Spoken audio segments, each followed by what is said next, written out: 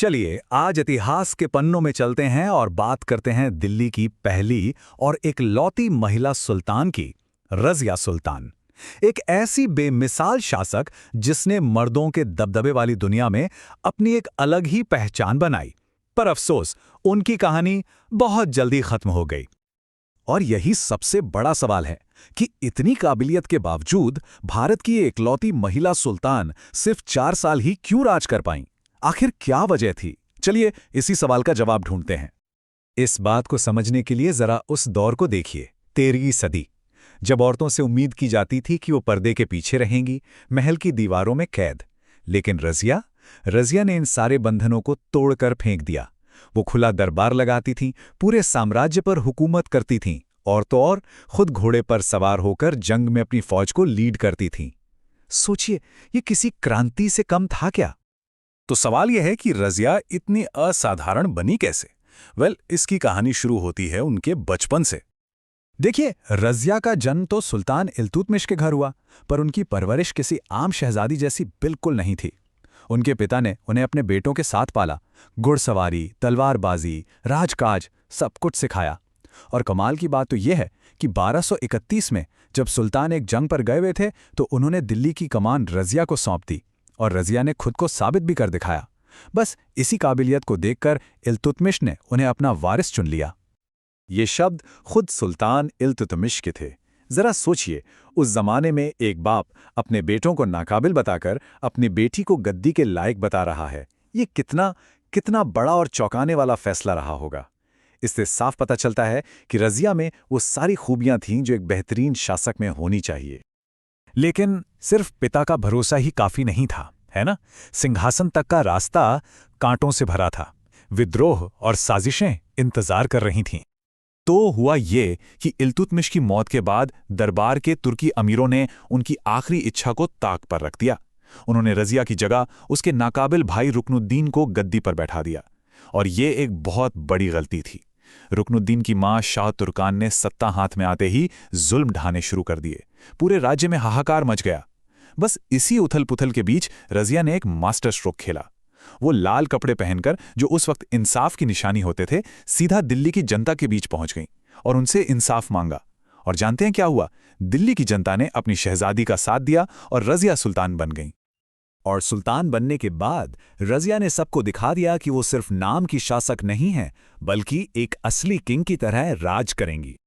उनका राज करने का तरीका एकदम क्रांतिकारी था। उन्होंने पर्दा प्रथा को पूरी तरह से खत्म कर दिया।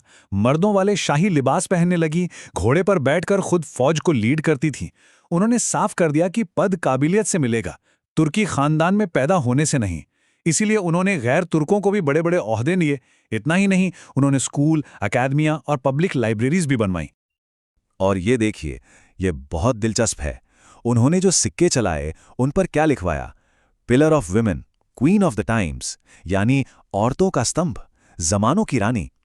यह सिर्फ एक सिक्का नहीं था, यह पूरी सल्तनत के लिए एक सीधा पैगाम था, उनकी ताकत और उनकी पहचान का खुला ऐलान। लेकिन एक औरत का इस तरह बेखौफ होकर राज करना कई लोगों की आंखों में चुभ रहा था, और दुश्मन कहीं बाहर नहीं बल्कि खुद उनके दरबार के अंदर ही पनप रहे थे। तो आखिर कौन थे ये दुश्मन, और उन्हें रज़िया से इतनी नफरत क्यों थी? रज़िया के सबसे बड़े दुश्मन थे तुर्की अमीर, जिन्हें चहलगानी या चालीसा भी कहते थे। ये आप कह सकते हैं 40 सबसे ताकतवर तुर्की सरदारों का एक ग्रुप था, जो सुल्तान को भी अपनी कठपुतली बनाकर रखना चाहते थे। उन्हें ये बात हजम ही नहीं हो रही थी कि एक औरत उन पर हुक्म चलाए। और जब रज़िया ने काबिलियत के दम पर गैर तुर्कों को ऊंचे पद देने शुरू किए, तब तो उनकी नफरत और भी भड़क गई। बस इसी का फायदा उठाकर उन्होंने रज़िया को बदनाम करने के लिए एक घिनौनी साजिश रची। उन्होंने रज़िया और उनके एक भरोसेमंद अफसर जमालुद्दीन याकूत के बीच नाजायज रिश्ते की झूठी अफवाहें फैला दी। जैसा कि हिस्टोरियन कोलियर भी लिखते हैं, रज़िया का याकूत को तवज्जो देना तुर्की अमीरों की जलन की आग में घी का काम कर गया। ज्यादातर हिस्टोरियंस का यही मानना है कि ये अफवाहें सिर्फ और सिर्फ एक पॉलिटिकल साजिश थीं, रज़िया के कैरेक्टर पर कीचड़ उछालकर उनकी हुकूमत को कमजोर करने का एक तरीका। और ये साजिश जल्द ही एक खुली बगावत में बदल गई। अब रज़िया को एक ऐसे धोखे का सामना करना था जिसकी उन्होंने शायद कल्पना भी नहीं की होगी। और ये धोखा किसी दुश्मन ने नहीं, बल्कि उनके एक बचपन के दोस्त ने दिया। भटिंडा का गवर्नर मलिक अल्तुनिया, ये उनकी कहानी का सबसे दुखद मोड़ था। 1240 का साल बहुत तेजी से बदला। अल्तुनिया ने बगावत कर दी। इस लड़ाई में याकूत मारा गया और रजिया को कैद कर लिया गया। लेकिन रजिया ने कैद में भी हार नहीं मानी। उन्होंने एक ऐसा दांव चला जो किसी ने सोचा भी नहीं था। उन्होंने अपने ही दुश्मन अल्तुनिया को शादी के लिए मना लिया और उससे अपना साथी बना लिया। दोनों ने मिलकर एक फौज खड़ी की और दिल्ली पर दोबारा कब्जा करने के लिए निकल पड़े। ये उनका आखिरी और सबसे बड़ा दांव था।